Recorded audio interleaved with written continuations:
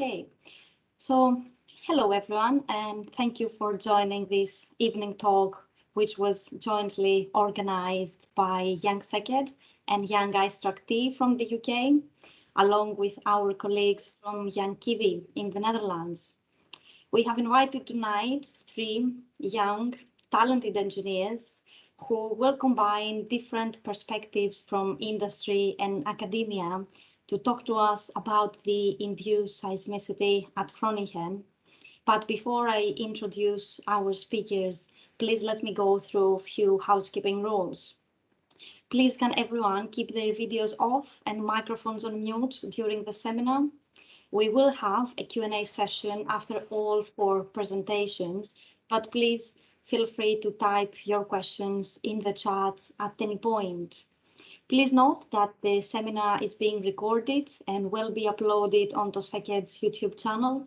Therefore, by dialing into this event, you consent that any views or opinions you share being made public. So moving on to the event itself, in this evening's seminar, we have invited Dimitris Dais, Tianqi and Jamie Dennis, who will talk to us about retrofitting of structures at Groningen. Dimitris is an earthquake civil engineer with hands-on experience in advanced numerical simulations and structural health monitoring, and is currently working on the implementation of artificial intelligence solutions in the architecture, engineering, and construction industry. Dimitris recently successfully defended his PhD, where he studied the effect of induced seismicity on masonry structures in the Groningen region. Tianqi is a structural engineer within RHDHV's Advanced Technology and Research Group, with an expertise in computational design and structural dynamics. Her work at RHDHV mainly involves numerical analysis of structures under dynamic loading, as well as developing digital tools that automate engineering processes. Since 2019, Tianqi has been working on the seismic assessment of structures at the Groningen area. And Jamie leads ARUP structural simulation team in Amsterdam and has extensive experience on seismic design and retrofit using nonlinear time history analysis. Since 2017, he has supported improvements to the Groningen risk model, assessments of houses, apartment blocks, barns, historic buildings, and the development of a probabilistic analysis method. I think it's fair to say that we are all very curious to hear more about this topic, which is probably a unique case study in the world. So without further delay, I will hand over to Dimitris for an introduction to the topic. Dimitris, over to you. Yes. I need to share my screen, right? So, of course, it doesn't work. Okay. Yep. So, can you see my screen? Yes. Yep, perfect. Okay, perfect. Okay. Yeah, so oops. Just one sec. Okay. So, hello everyone. Yes, I'm very happy to be here with you. Martina, thanks for the invitation and thanks for organizing this event. Today I will present some findings from my PhD research, and actually I'm super happy because just yesterday I received my diploma, so I'm officially a PhD. Yeah, I have my PhD. So I'm Dimitris Dais. My background is as a civil earthquake engineer, and currently I'm working as a machine learning engineer. For the first part of my presentation, I will discuss on the induced seismicity in the Groningen gas field and its effects on the built environment. So starting, we'll give an introduction to induced seismicity. Induced seismicity refers to seismic events that are a result of human activity, that changes the stress and strains on the Earth's crust. So generally speaking, induced seismicity is associated with low to moderate magnitude earthquakes, but as you can see on the map, even greater events have been reported. There are different causes, different types of human activity that can lead to induced seismicity, such as dams, oil and gas extraction, geothermal, wastewater, mining, etc. So there are cases of induced seismicity events leading to substantial damage claims. For example, in Switzerland, magnitudes up to 3.5 were reported due to enhanced geothermal systems and resulted in damage claims in excess of $6.5 million. So, as you can imagine, we want to reduce the risk from induced seismicity, and there are some actions to do so. In several countries, for example, Italy, Netherlands, and Switzerland, governments require exploitation companies to arrange appropriate microseismic monitoring infrastructures. Here on the right, you can see the seismic network of Groningen. It's quite dense, as you can notice. One option in order to moderate, to control what is happening in the gas field is a system called traffic light system. There, when you have smaller events and they're in the expected zone, the operations can continue as normal. While when you have larger events and they go out of the expected zone, then the operations can continue, but we might have modifications. For example, you might extract gas from other locations, or you might reduce the amount of gas you extract. And of course, when events exceed some predetermined thresholds, then you go to immediate shutdown of any operations. Another action to reduce the risk from induced seismicity is to retrofit the infrastructure and the built environment impacted by induced seismicity. Now, let's go to Groningen.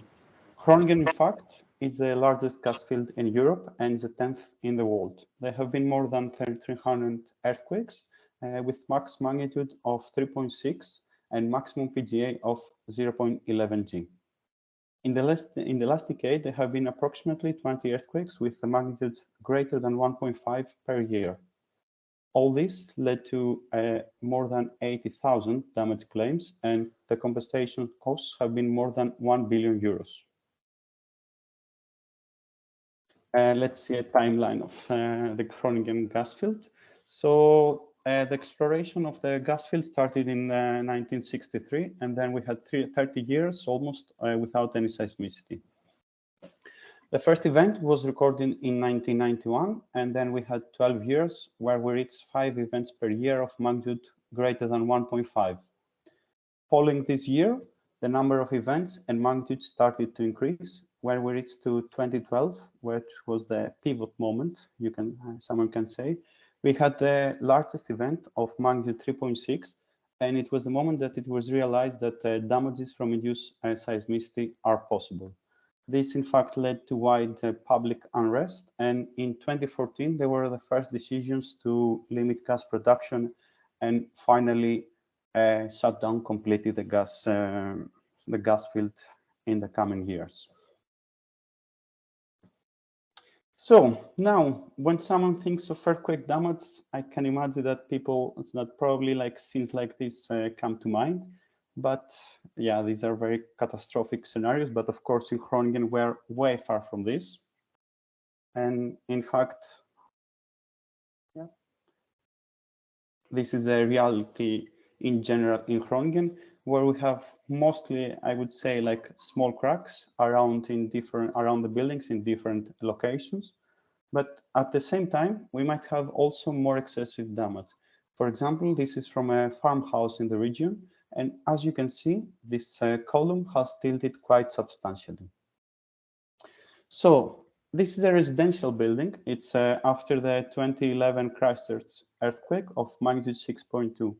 As you can see, this building has sustained quite some extensive damage. So looking at this picture, what can we say? Is it a failure or is it a success? In fact, this building is a success because although it sustained quite some damage, it had to withstand such a high magnitude of earthquake. and in fact, it didn't collapse, thus it could be considered successful. Then what about Groningen, right? Here in Groningen, we haven't reached that high level of damage, and of course, the magnitudes that are recorded in the region are quite lower. Then what is all the fuss about Groningen, right? Why we even call it a problem? So in the coming slides, I will try to explain a bit why, although we have low to moderate magnitudes, we have quite extensive damage claims, and also there's rising uncertainty in the region.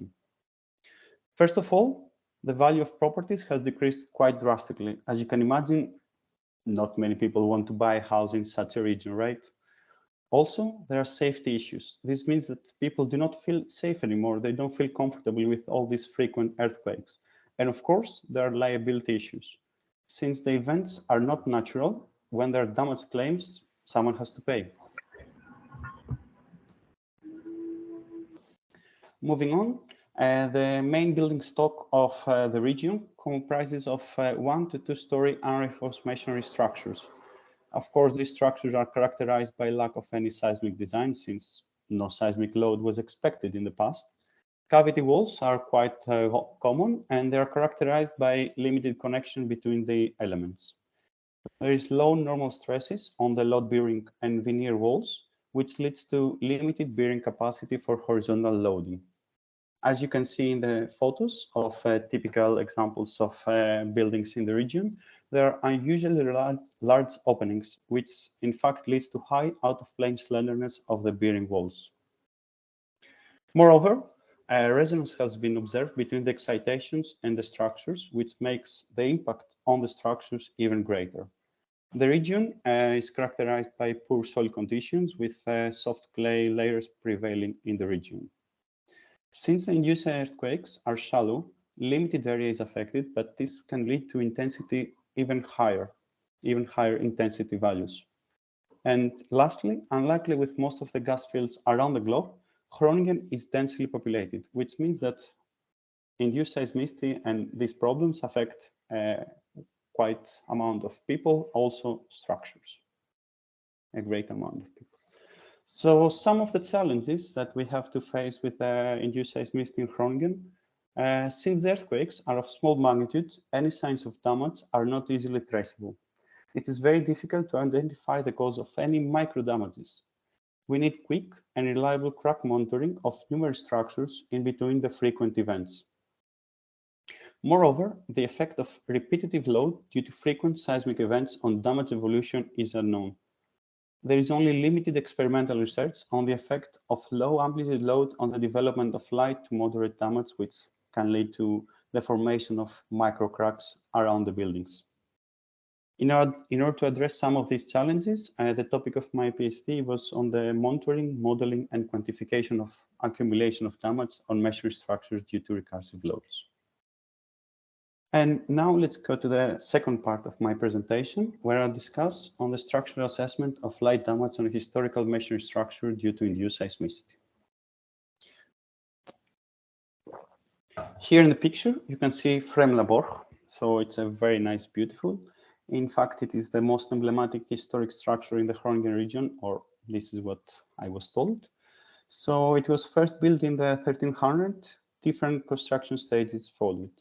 It sits on an artificial island surrounded by water, which makes the earthquake problem even more complicated.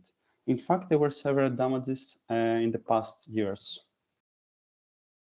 So this is a timeline of the building for the past years.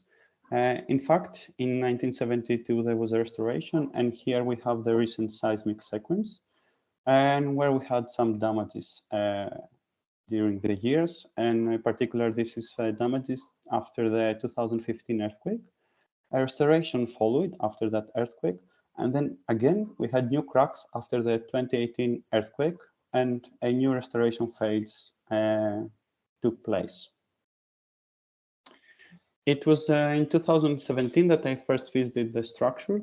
At that moment, there were no signs of cracks around the building after the 2015 restoration, but we wanted to take a closer look to the building in order we could trace any signs of damages and in order to assess reliably the condition of the structure.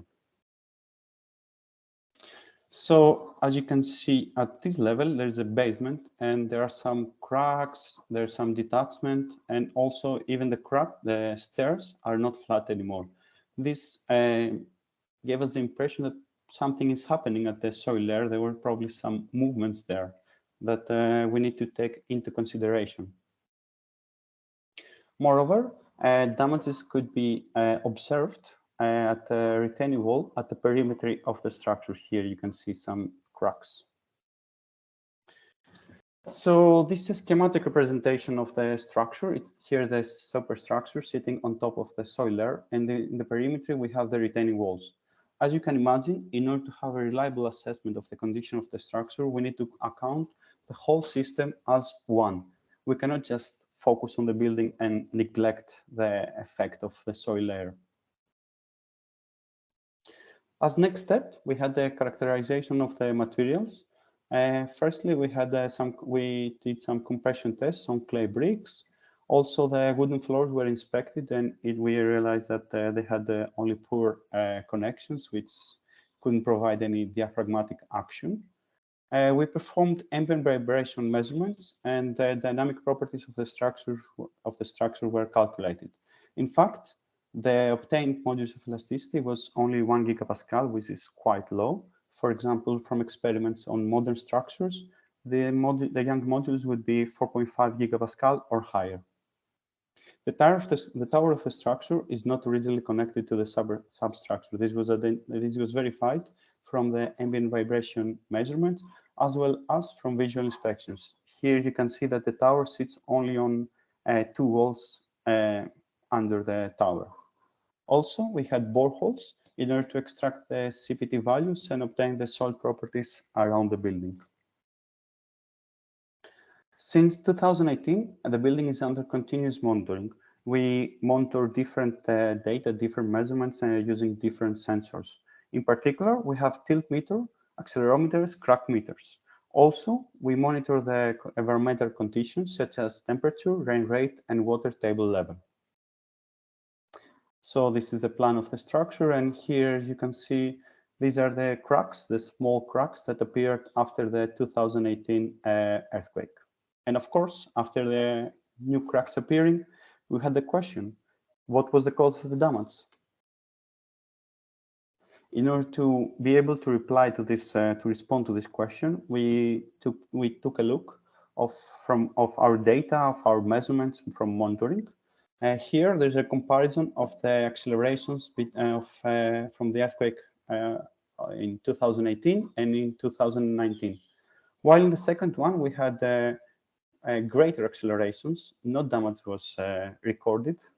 As you can imagine, in 2018, there were some cracks despite the low magnitude of the earthquake. This means that if we would only judge the expected damage based on acceleration, any predictions would be probably wrong or inconclusive. Therefore, we had to look deeper. Then we checked the tilt measurements. So here's the event of 2018. And this is the baseline of tilt measurements, 15 days before the earthquake, and here's 15 days after the earthquake. As you can see, the baseline jumps a bit after the earthquake, and we have a new baseline. This means that from the tilt measurements, we could identify some permanent damage on the structure. Interesting findings came also from the water table level and rain rate measurements. In particular, there was a dry period from mid-March to mid-August in 2018, a couple of months before the earthquake. From soil drilling works in the region, it was reported that the clay layers there were hard and dry due to the lack of rain for a very long period. In particular, for pot clay that was discovered that could be found around the building, this type of soil can sustain considerable strigging when the layers dry out completely.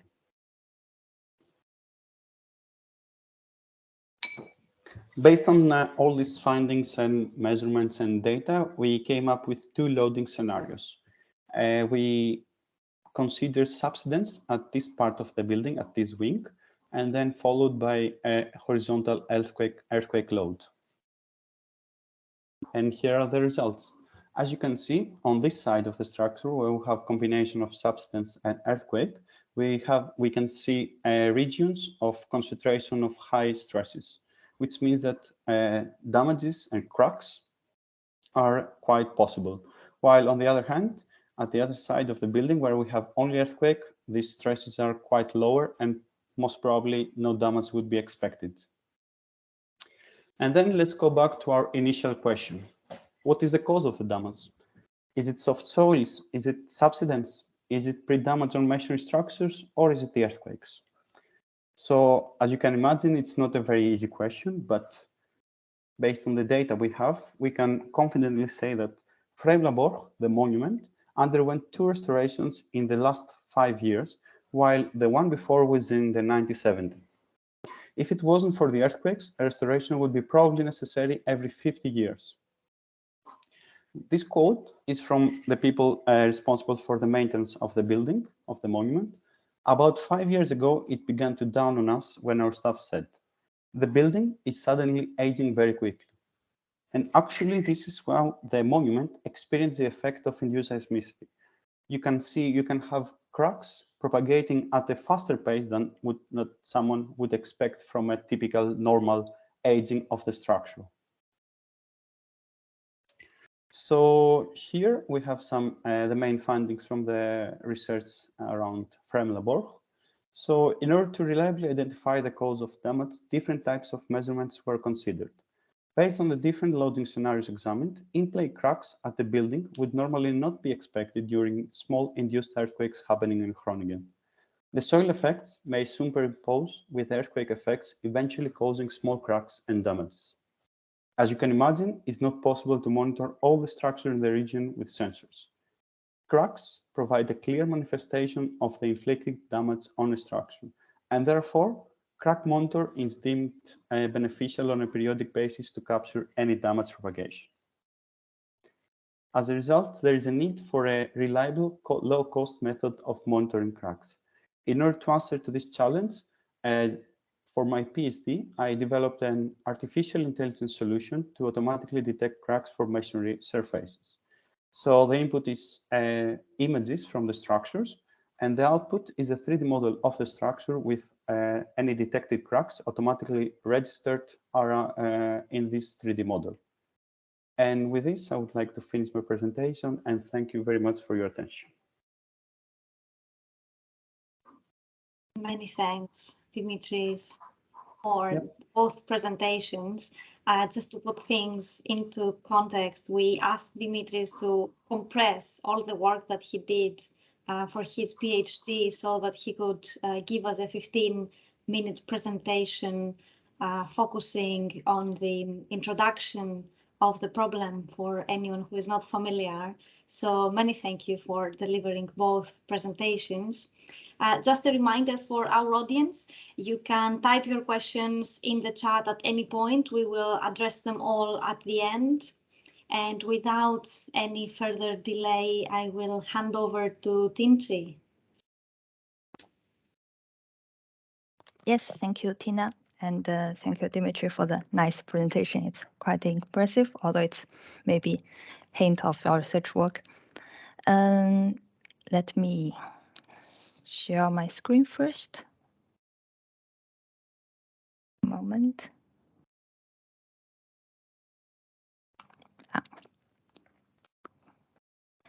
Yeah, I think everyone can see my screen now. Perfect, it came through. Yeah, great. So next, I will present some work from HaskoningDHV about the Groningen induced seismicity.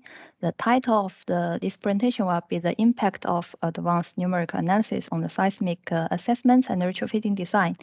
And I will mainly share some observations we have regarding the MIS and the NLTH methods, and there are differences in the structure modeling, in the compliance check, and the retrofitting designs. At the end of this presentation, I will share also a showcase for a typical house and barn building in the Groningen region.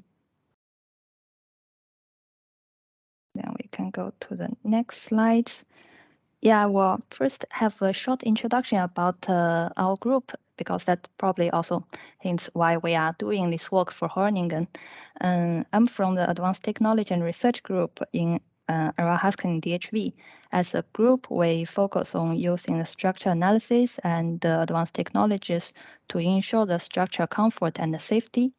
And our fields includes vibration engineering, where we identify the dynamic behaviors of structures, we analyze the cause and the effects, and we design measures to solve the vibration problems. Besides that, we also work extensively on the earthquake engineering. The project we are doing in Groningen is, of course, a very big part of it.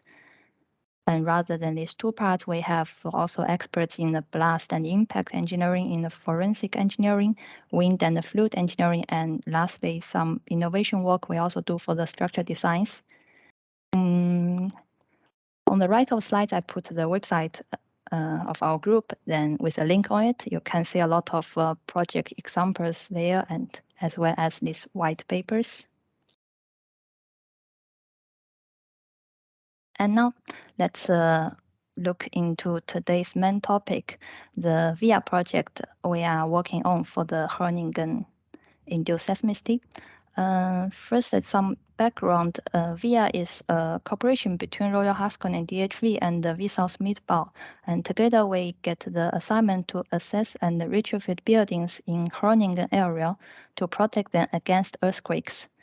And we have been started on this project since the end of 2014. So far, we also already assessed more than 900 buildings. These buildings cover very wide range of different scales, from the large schools, health facilities, churches, to the multi-story apartments, and to small residential houses and barns. Also, the structure are built with all different materials like masonry, concrete, timber, steel, and etc. And as also Dimitris already mentioned in his presentation, the masonry in Groningen region are mainly the unreinforced masonry, and they are not designed for withstand earthquakes. In the right side of this presentation, it's a very interesting picture taken by one of my colleagues at a museum along Highway 1 in California, I think. And I think it is visible for you to read, but the sign mainly stating that the unreinforced masonry building may not be safe under earthquake.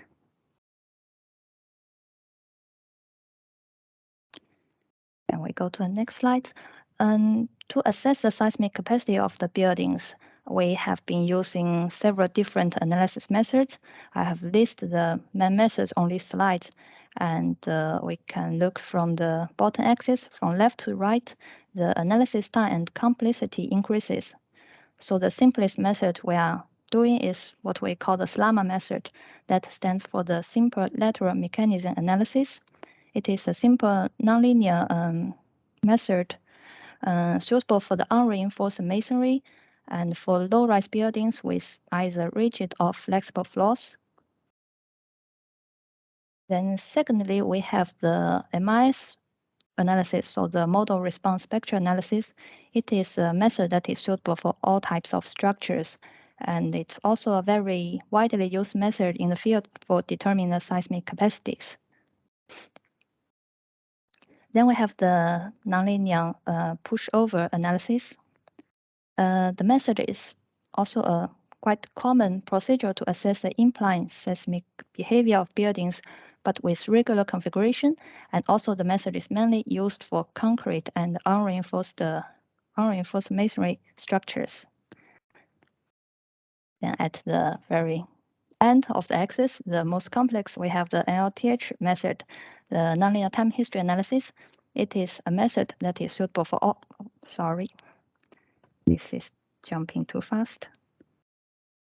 Yeah, the NLTH is also suitable for all types of structures, and normally it is used for like very critical structures, structure with high importance, and also when it is necessary to include the soil structure interaction.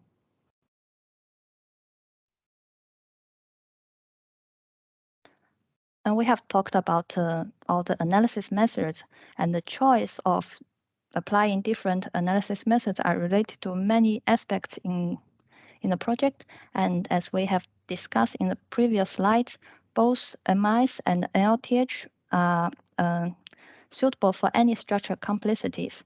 But comparing to the MIS analysis, LTH is of course, it's a more advanced method that gives direct insights of the structure seismic response, but normally the analysis time is quite long and the modeling errors will be more difficult to track due to the complexity. But in the recent years, we have done a lot of work in the group to develop our NLTH process. And based on our research work, the increase of our engineering experience, and the automation work we have done, and that is mainly we automated the full engineering process in Python. So we developed a Python package to do everything quickly. So because of all these facts, now we have ability to do the NLTH analysis in relatively short times, and we can use it for a lot more structures, buildings inside the VR project.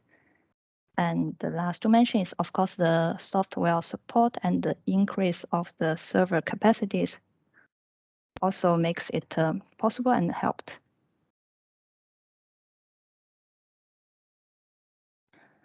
Then in the following slides, I will share some observations we have about the impacts of these two methods on the modeling, on the seismic assessment, and the retrofitting measures. First, let's look at the structure modeling. The biggest difference between these two methods is, of course, the MIS is a linear analysis, while NLTH is nonlinear. So in NLTH analysis, we are able to use the nonlinear material model for masonry and concrete, and we are able to model the nonlinear connection behavior. That is, we are mainly talking about the sliding interfaces and no tension interfaces. Next to these two main differences in NLTH, we can also include the different damping values for each material, and we can include the soil structure interaction. That can be done either indirectly via adding the spring and dashboard as a support, or directly by modeling the soil blocks. And lastly, we use the ground motion signals as a load input in LTH. And for the earthquakes in Groningen, the signal is normally around 10 seconds.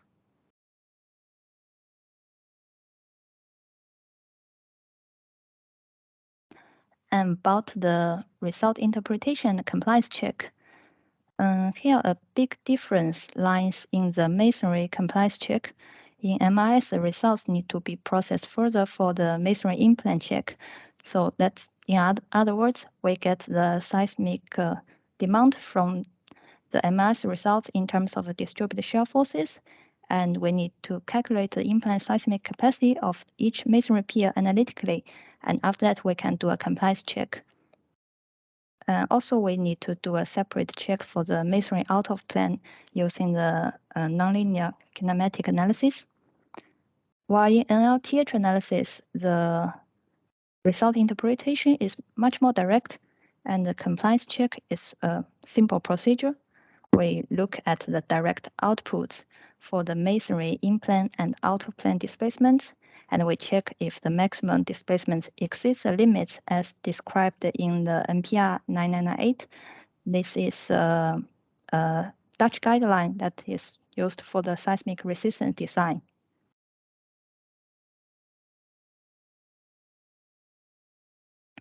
And next, about the difference on the retrofitting measures between these two methods.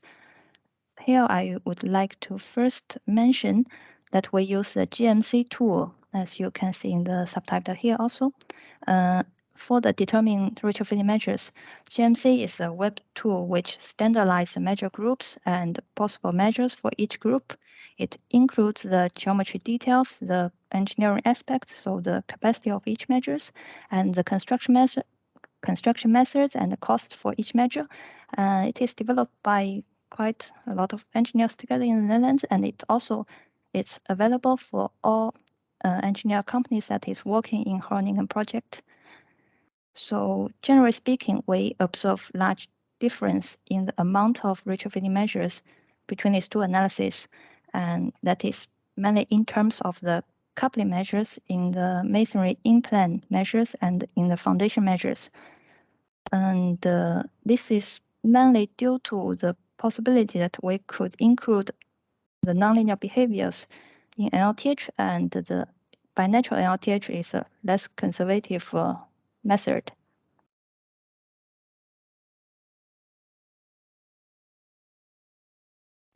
Lastly, I would like to share a figure here. It's about the impacts of these two methods in terms of the total retrofitting cost. So here in the x-axis, we see the reference base share of the structure, and in the y-axis, it is the total cost of measures in euros.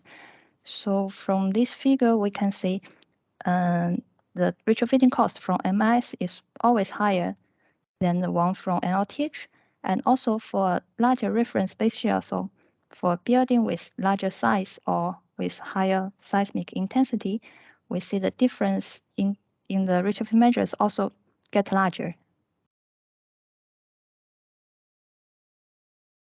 And now let's jump to the showcase today. Here we are looking at a typical residential house with a bar attached to it. The front part is a residential part, and behind it is a barn. And the main structure has unreinforced masonry walls and timber floors. The PGA value is 0.128 G. That is relatively low when you think about the seismic assessments. And we first performed a MIS analysis, and we get the following results in terms of the distributed shear forces for the masonry. And based on these results and other additional checks we do, we have determined the retrofitting measures. I showed two figures here indicating the location of the coupling measures and the location of the wall in-plan measures and out-of-plan measures. They are colored in the red and orange. We can see it's quite some. And then for the same geometry model, we added the nonlinearities for the materials. We added the connections. We add the boundary springs for flexible base. Then we applied the earthquake signaler and performed the NLTH analysis. Here it is a movie that shows the total displacement of the structure over time under this earthquake. We can see at the beginning it has some vertical displacement on the floors due to the signals in the vertical direction. Then later in the process, I will skip some here. You can see when the horizontal acceleration hits, then the masonry walls and the large part of the roof get excited and start to moving. So it is a very direct view to see how the building reacts under the earthquake signals. And besides this, we also output the maximum displacement of walls and, for instance, also the maximum displacement of the connections to check if these elements also comply.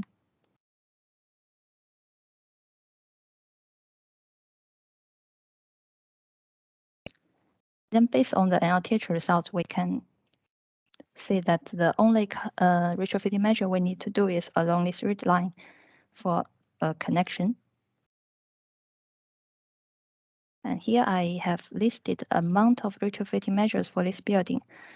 We see a clear reduction in the retrofit measures that is from NLTH. But one thing to mention is in terms of the total retrofitting cost, it is not only the cost of the measures itself in actual practice when they are going to apply measures, it's also have the cost of other additional work, the installation, some construction site cost, and also like moving people, relocate them. So the final difference of the retrofitting cost will be smaller than the difference we see in these slides. And now we reach the last slide of my presentation. I summarized some insights. So we see the different analysis methods have impacts on the seismic assessment results and on the amount of retrofitting measures. And generally speaking, we see fewer retrofitting measures are resulted from the NLTH compared to MIS results. And we also see in terms of the retrofitting cost, the difference gets larger for buildings with a larger scale or higher seismic demands.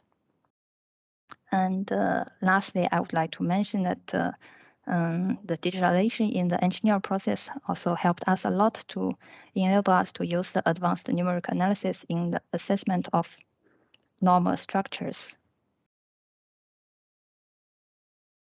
Then my last slide, I know there's a question session afterwards, and if you have further questions later after this event, you can always feel free to find me via this phone or email. And thank you for the listening. Tianqi, many thanks for your presentation.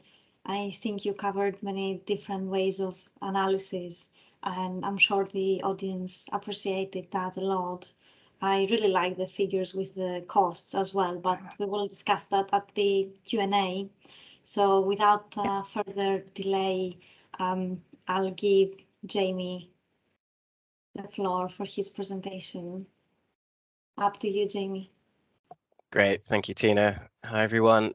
I'll just share my screen.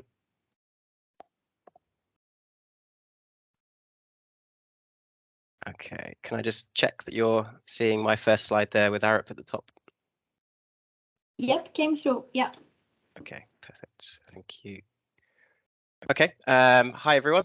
My name is Jamie Dennis. I'm a structural engineer at ARUP in the Netherlands, where I lead the structural simulation team. Thank you very much for having me here to speak today.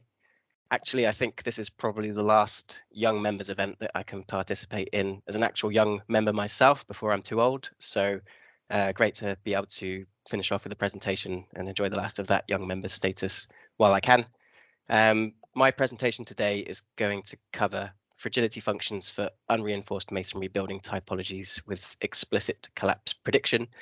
This is a piece of work that was completed by ARUP in collaboration with NAM, and that was published in the Bulletin of Earthquake Engineering just over a year ago now. So the other speakers have given me a great lead-in, so thank you very much for that. I can jump straight into the details. So to walk you through what I'll talk about today, I'll start with a bit of an introduction to fragility and kind of go to the motivation for using a collapsed-based fragility. I'll detail the finite element modeling approach that we used in our studies to build up these fragilities and how we treated variability within those. And then we'll get to looking at our analysis results, discussing the relative fragilities from a number of studies. We'll look at how multivariate regression can give us a bit more insight to the driving features of the buildings that are driving these fragilities before getting to the final conclusions and a look ahead. So what do we mean by a fragility function? For those of you that are unfamiliar, it's a way of understanding the probability of exceeding a certain limit state, which might be collapse of your building, as a function of the magnitude of a certain design of input, which in this case could be the intensity measure of an earthquake, so how strong the earthquake is. And what you see is that as the intensity measure increases, we see a higher probability of failure. So these fragility functions can be generated for various buildings. They're useful both in risk analysis and in design, and they're typically generated by running a very large suite of simulations on relatively simple models. Those are often single degree of freedom models where variability and uncertainty is accounted for in some way. Now, the majority of those models that are used in these fragility simulations don't model up to full collapse, so you won't see the model collapsing in full. And instead, they'll introduce a proxy engineering demand parameter, such as interstory drift instead. Looking at the left-hand graph here, we see the results from the cloud of results from a study where we're plotting building drift against the intensity measure of the earthquake, and from that we can generate our fragility function. So the building would be considered to have collapsed once some threshold value of drift is exceeded, rather than actually seeing the collapse itself. And that does assume that you can accurately determine what that collapse drift is for your building, and also that collapse drift doesn't change with differing collapse mechanisms or different failure mechanisms of your building. In the Groningen region, we're dealing with unengineered masonry buildings, so that's unlikely to hold true, actually. Another big limitation of using a simplified model when you're not treating that collapse explicitly is that it's harder to determine what the consequence is of that collapse. So if you can't see the collapse directly in the model, then it becomes more difficult to directly link the financial or the human losses to the analysis results. So then, what if we were able instead to develop our fragility function from a model that could collapse? We could then perform the regression to determine the probability of collapse or of exceeding a certain extent of collapse directly. And we'd also be able to link to the consequences directly, since the model would be showing us those. So my presentation today is going to detail the method that we've developed to do that. And that covers a group of study buildings that we considered. Those buildings are from a particularly vulnerable typology of buildings in the Groningen region, with unreinforced masonry walls, concrete floors, and large openings in the facade. So onto our finite element modeling approach. So building into these studies with a suite of lots and lots of different models, varying things. We represented each of our buildings with a full nonlinear time history analysis model in LS-DYNA. And in those models, every component incorporated nonlinear behavior and was capable of failing too. At the most complex, these models incorporated full soil structure interaction with explicit modeling of the foundations and the soil block. And for the walls, the masonry, we've used a user material model, which allows us to model those with a standard 2D element shell mesh, whilst taking into account all the relevant failure modes. So that includes the orientation of the bricks and allows us to look at joint opening, joint sliding, crushing, all of the relevant masonry failure modes. That material model has been calibrated and validated, against a number of component and full-scale shake table tests in the laboratory, where indeed many of those tests were taken up to collapse. Aside from the nonlinear masonry model, we've got nonlinear concrete and rebar models, nonlinear timber. We've got connections model explicitly, so the nails between timber elements, the masonry cavity wall ties, where we've got timber purlins bearing onto masonry walls. There's a connection element that represents that bearing surface with the friction, the sliding, and the possible unseating all taken care of. This slide hopefully gives a bit more of a feel for the capability of the models, in addition to the animation that you saw earlier. So these 4 images are from a single analysis showing the progression through time. The model remains numerically stable throughout all of this. What we're seeing here is just one possible failure mode of this building. We could also look at many others and see the consequences in each of those. On to consequences, we're measuring those consequences with a concept called debris cover. What that is a measure of the percentage of the floor area of the building that's either hit by debris or collapses itself during the collapse. And you might be able to see in the images there some things lighting up red. That's where they're being hit by debris. One thing that might not be clear here is that the models contain a number of contact definitions so that the parts of the model can impact each other. That not only allows us to measure this debris cover, but it also allows us to model quite accurately development of progressive collapse.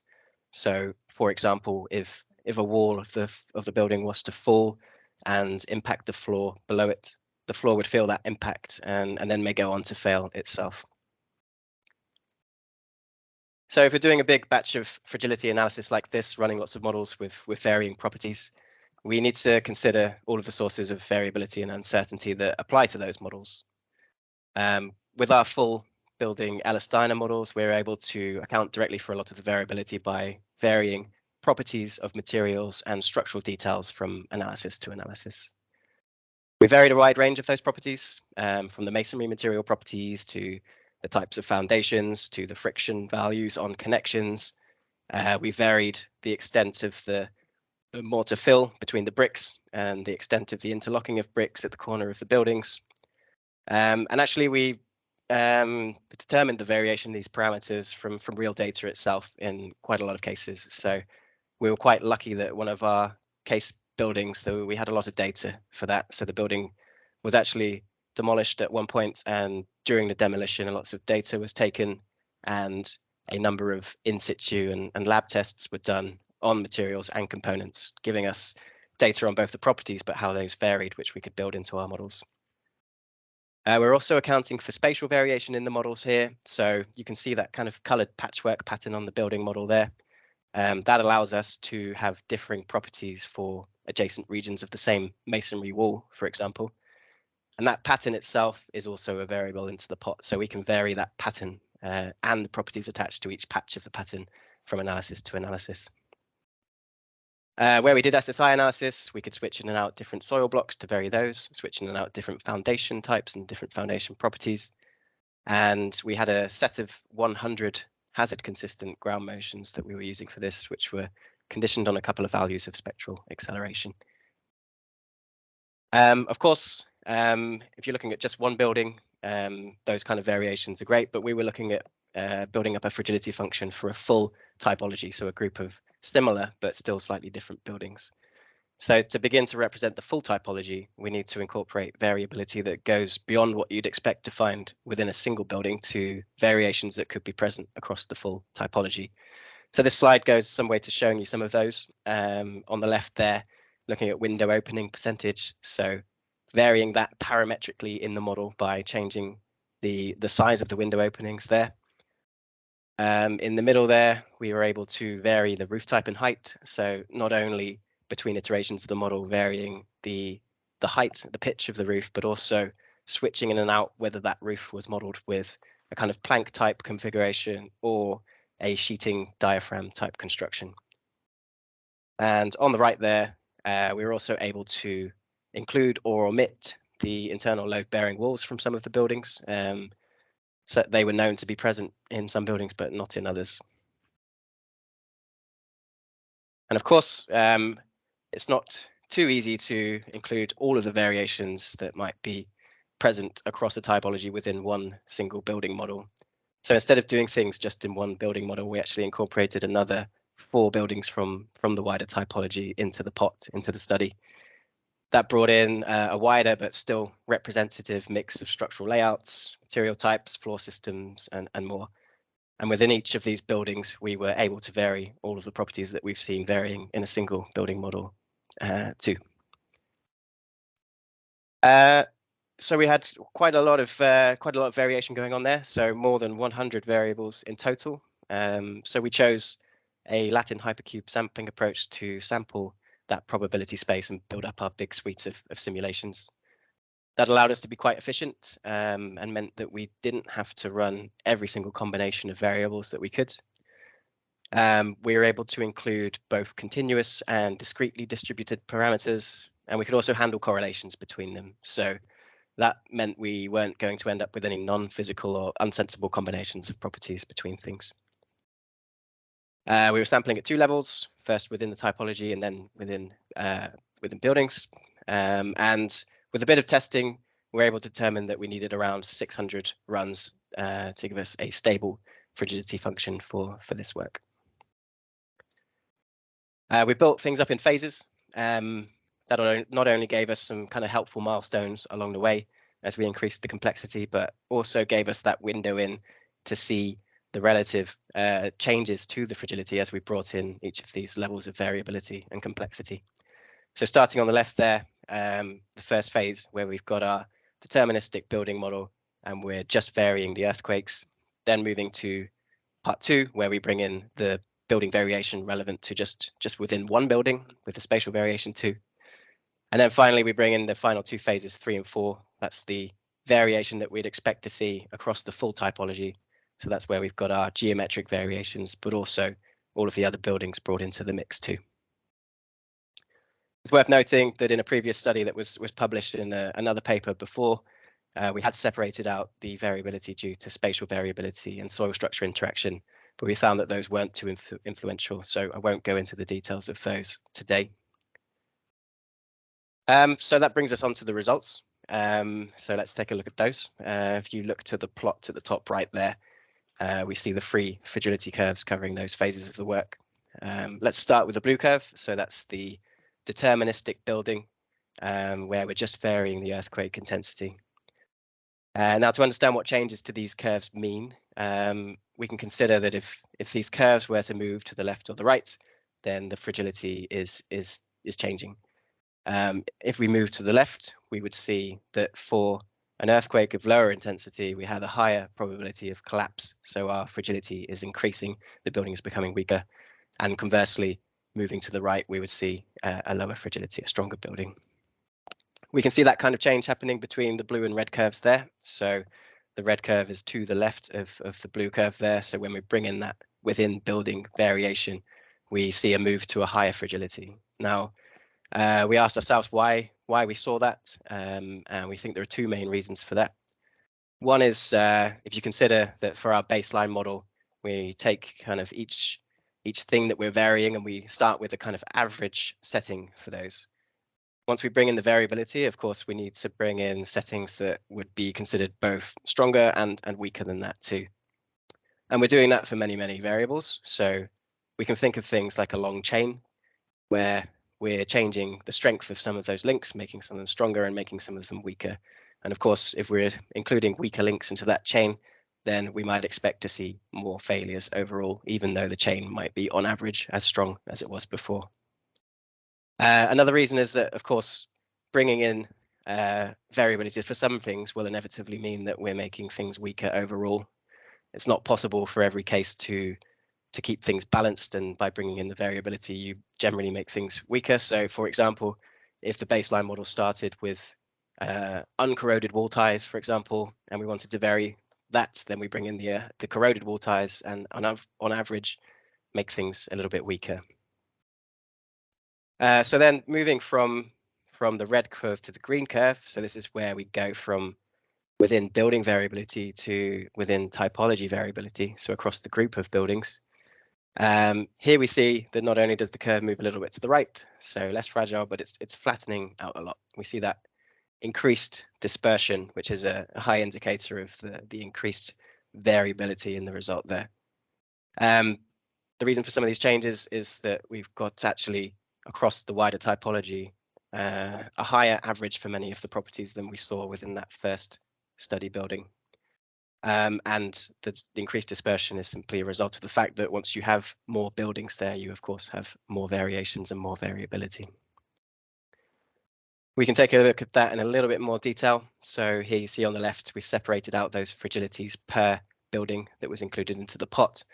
On the right, there's the combined typology fragilities, which is a kind of weighted combination of the buildings with some extra uncertainty term for variations that are present in that typology but weren't in our subset of buildings. The difference between the buildings is driven by a number of variations in those buildings. So if we start looking at the most right-hand curve of the left plot, so that's a building that looks a lot less fragile than the other buildings. And indeed, when we investigate that building a bit more, we find that that building, compared to the others, has continuous floor slabs, it has solid rather than cavity party walls, and it also has the smallest window opening percentages of the group. So it's actually not too surprising that it's so much less fragile than the others. One of the other buildings in the pot had a tendency for partial rather than full collapse. So we saw that of the two terraced units, only one of those was collapsing many times. And that's just a good indicator, again, of the need to include these multiple collapse states, or the possibility to see those in the analysis. The method that we used did actually allow us to do some sensitivity analysis on the things that we were varying. So by modifying the functional form of our fragility function and including a term that relates to that variable, we can start to see what influence that has. You can see that illustrated in the plot there, where we see what happens to the fragility if we consider a masonry compressive strength, one standard deviation either side of the mean. So we can do this for each of our parameters, and we can rank them by how much things change, and then we can start to see which parameters are the most influential on the building fragility. Here we see, perhaps not too surprisingly, that the properties of the load-bearing masonry are coming out on top. quite a few of those are correlated to each other, but this is still giving us quite some promise for determining the most influential properties of these buildings in the field and for targeting retrofitting effectively. Of course, this method could be extended to other building typologies too, or to other structures. And indeed, since the publication of the paper that I'm talking about, we've implemented this on barn type buildings, which, as we've seen, are very complex and have many more connection types, such as all of the timber carpentry joints that you see at the bottom of the slide there. Again, each of those can be represented with all of the relevant failure modes and the variability attached to them. So that's the end of the content from my presentation, and I'll just wrap up with a summary. So during the course of the work that I've described, fragility functions have been developed for a wider building typology based on analytical models of URM buildings. These models incorporated explicit modeling of progressive collapse and debris cover estimation. We used a Latin hypercube approach to vary building properties, to vary geometry, and to include or omit components. What we found was that variability increased the fragility of the buildings due to the influence of the weaker variations. The typology-wide fragility functions showed significantly increased dispersion, which might be expected due to the influence of a greater number of differing buildings. And finally, just a note there that this method is not limited to use on terraced houses. So that brings me to the end. Thank you very much for listening. Thank you to Tina for organising, and to the other speakers. Thank you. Many thanks, Jamie, for the very informative presentation. Before we proceed to the Q&A, I can already see a couple of questions, but I wanted to thank our speakers. A big thank you to Jamie, Dimitris, and Tianqi for all the effort they put into delivering the presentations for us tonight. And without further delay, I think we can go to the questions. First one is for Dimitris. As far as I can see, you talked about the soil effect. What is it? What mechanism do you imagine is going on in the soil? Nice to see some fellow geotechs there. Yes. Yeah, in fact, what you could see, so what we realized, so we did some boreholes actually around the building, so we could see some the properties. So there we have some layers of pot clay. So in fact, this clay can shrink or in fact expand when it gets dry. So someone would expect that there are some movements. So for example, and like it moves downwards, right? So the building on top, it tries to follow these deformations, and this causes some stresses. And because I see some the next question as well, so how this work together. So the point is, we have this deformation, these stresses on the building due to the subsidence, and when the earthquake, then we have higher stresses, and this can lead to the cracks. So the point is that, for example, for 3 months of the dry season, we didn't have any cracks on the building. So it means that just the dry period itself wasn't enough to create cracks, to lead to cracks to the building. But when we have the combination, then perhaps we can have cracks.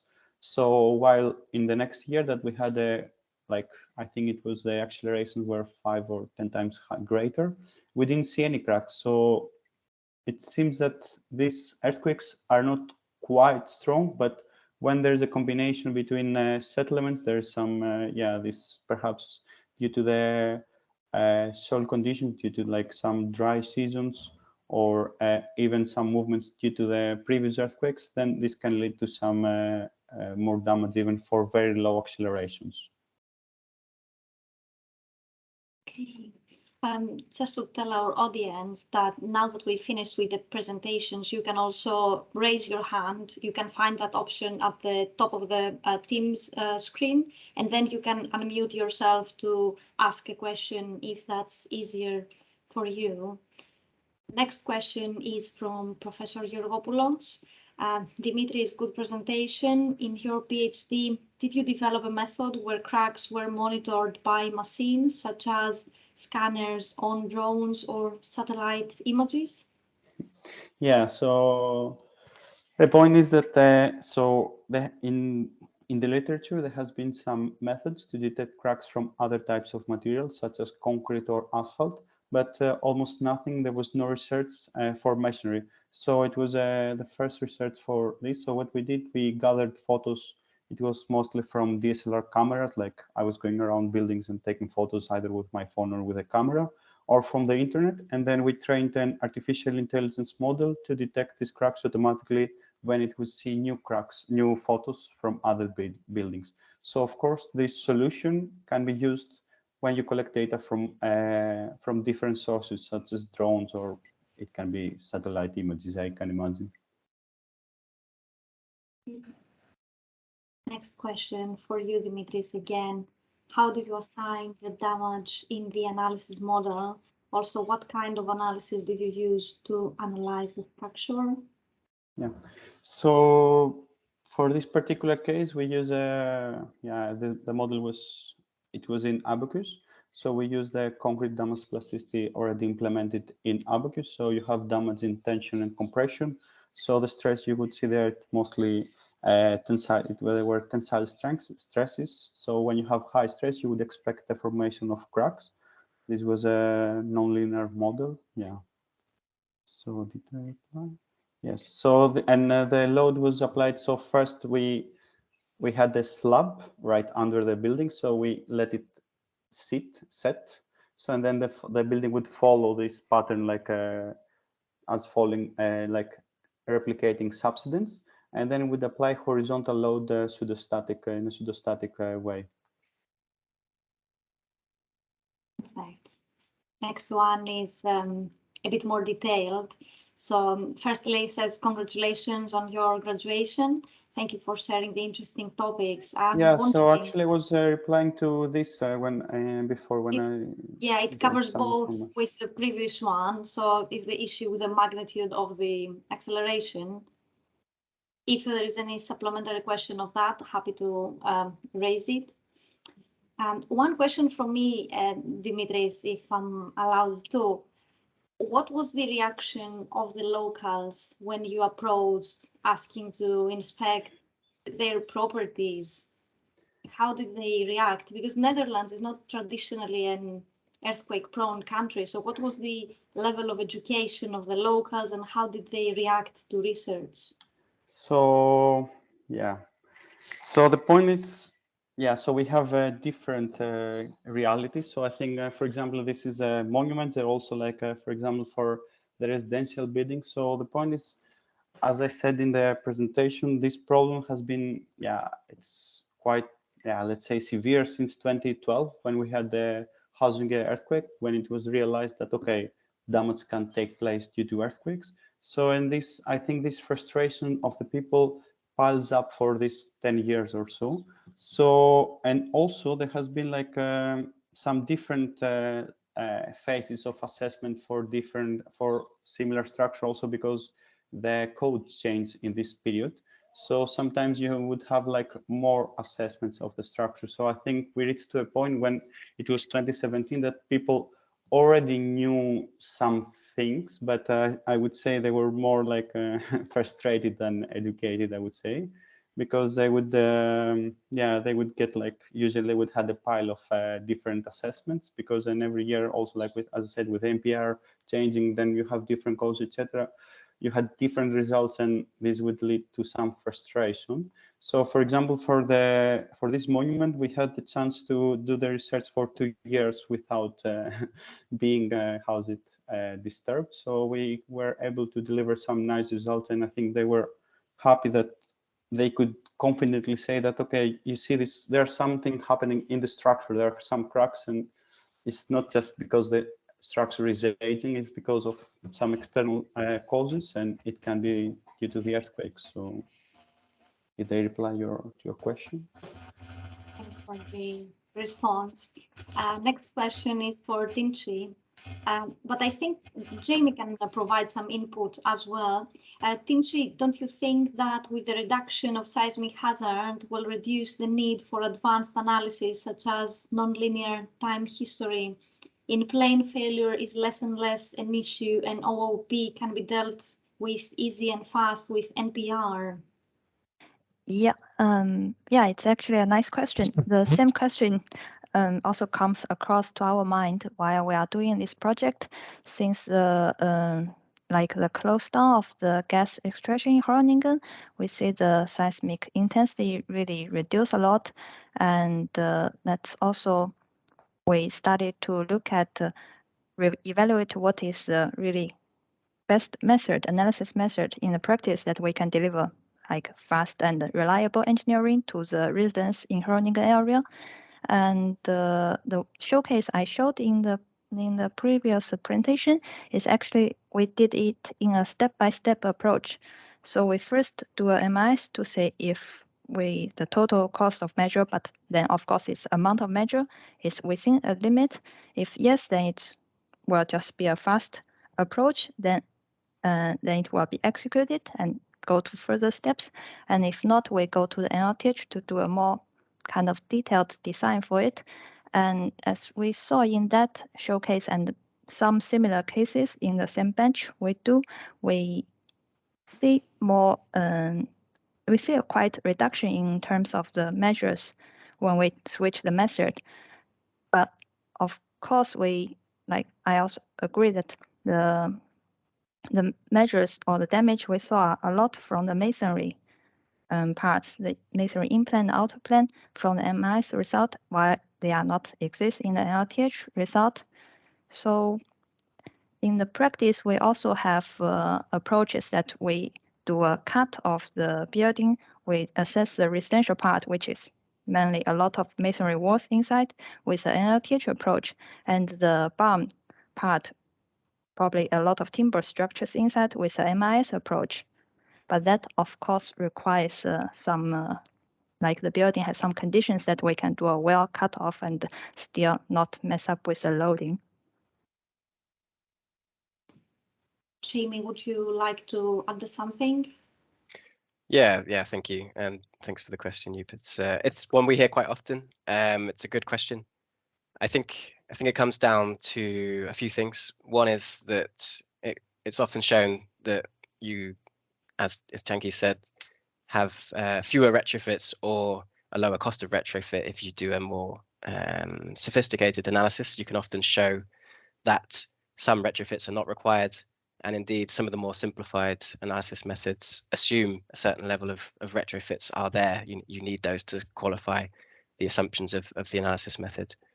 But I think it comes down to a question of making things cheaper and faster. So, if you can do the more sophisticated analysis method as cheap and as fast, or cheaper and faster than you can the simplified methods, why would you not?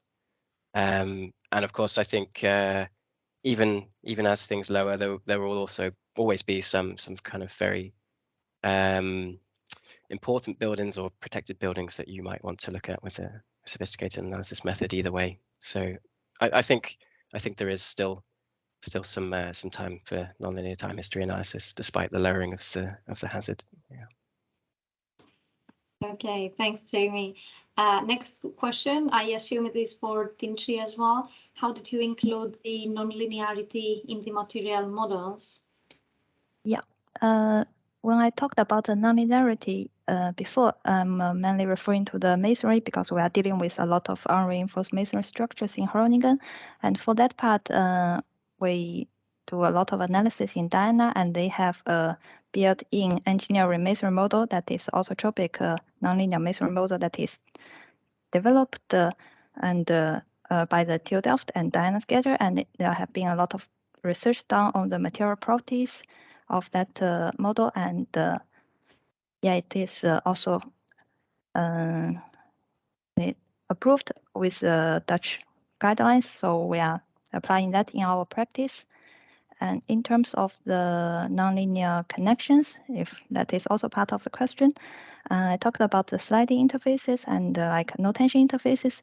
That is like, for instance, the no tension interface, we apply it quite a lot before between the masonry wall and wall when they are perpendicular to each other, and sometimes we see a lot of renovation work done in the Groningen area, and they don't do the interlock of the masonry of that along that vertical connection.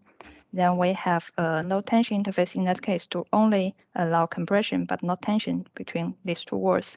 This type of nonlinearity, and yeah, for the sliding, then it's basically a column friction. Then we have some nonlinearity added into it. And for other materials, unless we prove it's necessary, a lot of time we keep it linear because of the load seismic intensity is not that high. We often see it stays in the linear range. Okay. Thank you, Dimitris. Next question with a comment, really. Thanks for sharing your work. I have just a thought related to this, not exactly a question. You mentioned and compared the cost of retrofitting to meet the standards set by guidelines, I believe. However, considering the uncertainties of seismic load, is it good to avoid retrofitting of certain parts?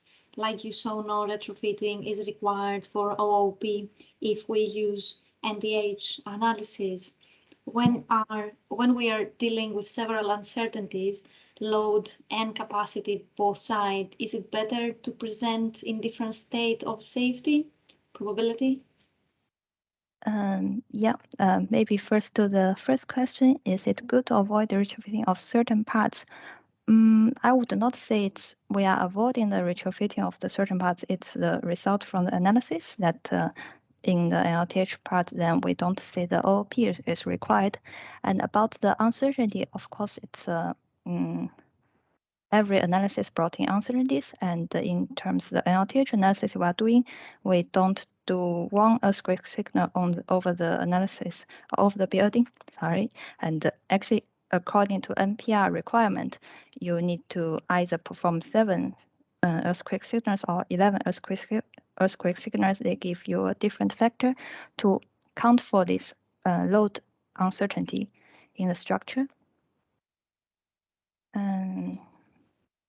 Perfect. I think you. I think it's kind. Next question, I think, is the $1 million question. It came from 2 people, and it was my question as well. So first part is, how long is it gonna take for the analysis? What's the computational cost? And the supplementary question I saw somewhere down the question is, how much time is it required to build the model as well? Yeah, very good questions. In terms of running things, it's not actually as long as you might think. So depending on the size of the building, we can get that down to somewhere between half an hour and somewhere around 3 hours, typically per ground motion. So the studies I was looking at, those big suites of 600 analyses where we're trying to bring in that uncertainty and look at the probability of things, we could get all of that done in 1 weekend in terms of actually running the model. Building things is getting comparable to building a more simplified model, actually. So we've got quite a bit of practice with that now, and yeah, we're talking a handful of weeks to get that up and running, I would say. Thanks for the question. Next question I see for Jamie is, what is the software used to simulate the building? Yeah, that's LS-DYNA. So that's a very capable piece of analysis code that we use within ARUP and within my team for many things, whether that's modeling buildings in Groningen or car crashes or blast analyses. It's a multi-physics solver that can do almost anything, actually. It's very, very good. Next question again for you, Jamie. How do you consider the opening and the closing of the cracks under the earthquakes? Good question. I think I can separate that one into the masonry and everything else. So the masonry is kind of a smeared crack model. So it's modeled with a shell mesh, and those cracks, if they form, you won't actually see the mesh separating for the masonry unless it gets so large that things are actually breaking apart. But the mesh will shift around to account for those cracks, and the weaknesses that come as a result will be there in that material. For many other things, we can actually represent those gaps explicitly. So I was mentioning some of the bearing of timber onto walls. We can actually measure. We can actually model that gap opening and forming. So we can do it in a few different ways. So either within the constitutive material model or with explicit contacts where things might impact each other as well. Thanks, Jamie. Next questions. What are the criteria that you use to remove the element, and how do you consider the brick orientation in the LS Dyna model? Good question. It depends on the material model, so that varies per material type. For the masonry, that might be on a crack opening limit, or it might be on a certain compressive strength being exceeded. For other things, we'd use standard strain limits or things like that. The brick orientation is built into the insides of that material model for the masonry, so it knows which way the bricks are pointing, and so cracks will form in relation to those directions itself. And we just have to make sure that we orient our elements in the right way so that those directions are pointing where they should be. Okay.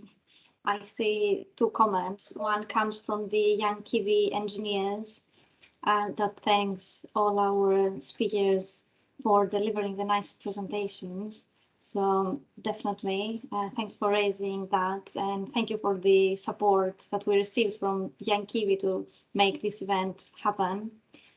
Similar for the next comment, and I can see a last question. Says perhaps at a higher level than engineering, but relevant, I believe. At the moment, more people in the Groningen area have died or are suffering due to stress experienced by feeling unsafe, amongst others by NLTH movies showing buildings that collapse due to a seismic demand with a very high return period, and feeling lost in the administrative nightmare around the damage compensation and structural upgrading project than due to earthquakes. How can we as engineers better contribute to the well-being of the residents in the area? And given the current safety levels and political situation, should we consider reopening the gas field? Oh, last question requires probably an event on its own to be answered. But I don't know if any of the speakers would like to comment on the well-being of our people, because definitely with a role to play as engineers. Yeah, great comments, class. Thank you. Yeah, just to start with saying that my presentation did show a few scary animations and images of buildings collapsing. Our work is showing that. We want to understand the consequences of collapse, but what we're not saying is that that's what's happening in the field. And the stuff I'm showing is for earthquakes that are very much larger, possibly, than the ones that we would consider for an assessment. So this was not an assessment of showing what might happen to these buildings. It was beyond that. It's an academic study. In terms of what we can do to better contribute to the well-being, I think it's a case of getting stuff done quickly. You know, I think making ourselves as fast and accurate as possible so that we can assess and retrofit as many houses as we can in such a short time, and keep the people informed. I think keeping them included on what's going on as much as possible would be great. I'll leave the comments on opening the gas field again for another time. Yeah. Just a comment for class. Sorry, Dimitris. That's a very good question about how do you educate public. And actually, we have a next talk in June in Young Second again, where we have invited two ladies with a social background. And they will talk about social media and misinformation before or after earthquakes. So I believe that would be a great question to trigger a discussion there. There will be a technical part, but there will also be a big discussion around what you mentioned there in the context of early warning systems for earthquakes. So we keep the discussion, I think, for next month. Dimitris, up to you. Yeah, so I don't think I will dare to respond to this, to reply, sorry, to the question, but I will just leave some comments here. So one is all the people in the Netherlands should, how did experience the same comfort level. So saying that, so it's apparent, it's obvious that these earthquakes are causing some frustration. As I said, one, for example, just the most obvious impact is that the properties of the houses there are decreasing. People do not want to buy properties there, for example. So if you have mortgage, you cannot sell your house at the same price as you bought it a couple of years ago. So also, okay, reopening the Groningen gas field. I think it's also, for example, it comes to what type of energy sources we want. So the world is shifting from gas to other cleaner types of energy. So it's not just about the damage claims or how we handle this. So this is a conversation at a higher level, and of course, yeah, like we cannot. Reply this in 5 minutes of a discussion like in a Q&A, but yeah, this is my few comments about this question by class. Yeah. Next question. And of course, sorry, yeah, what also you, Jamie, said that information is very crucial. Like people should be informed what is happening, so for example, even if you strengthen a house, most probably you have some cracks right after. Are these cracks threatening? Perhaps no. So this also needs to be informed to the people. Thank you, Dimitris. Next question for Jamie from Professor Georgopoulos again. Is your DYNA model directed to code drafters for setting collapse drifts, or the industry in retrofit design of individual buildings, or both? Yeah, good question. It's quite relevant because I think what we see is that a lot of codes often are quite conservative on these limits. So I believe we have started discussions along those lines, but I can't give much of an update now, I'm afraid. Sorry. And last question for you again, Jamie. What kind of non-linearities are considered in timber floors in your models? So there we're typically looking at a kind of brittle failure for the timber elements themselves, and then we combine that with non-linearity in the connections, so the elements that we use to model the connections, because the connections generally govern the behavior of timber structures rather than the timber itself. Okay. I don't see any other questions in the chat and no hand raised. So I think it's time for us to thank our speakers for being here with us tonight and for putting all this effort. Very much appreciated, guys. And that's on behalf of Young Instructee, Young Kiwi, and Young Second. Everyone was very enthusiastic for your talk. Just before we close this meeting, I would like to share some good news with you on behalf of SECED, and I have a relevant slide, hopefully. Yeah, came through? Probably. Okay. So SECED have decided to launch a fund scheme, and this is to offer financial support to individuals or teams whose academic studies, research, career or volunteer work aligns with the aims of the society. Applications for an award up to £1,000 will be considered, and the deadline for this year is 30th of July. So if you are interested in getting up to 1,000 British pounds, please visit our website to find more information. The only requirement for the applicants is that they are a SECED member.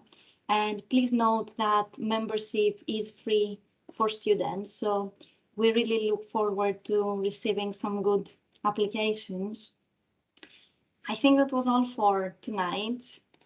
Many thanks again for everyone who attended the event and of course our speakers. Thank you very much for having us. Thank you. Thanks for listening, your everyone. efforts. Yeah. Have a good evening, guys. Thank you, Tina. Yeah. Thanks. Have a nice evening. Goedenavond.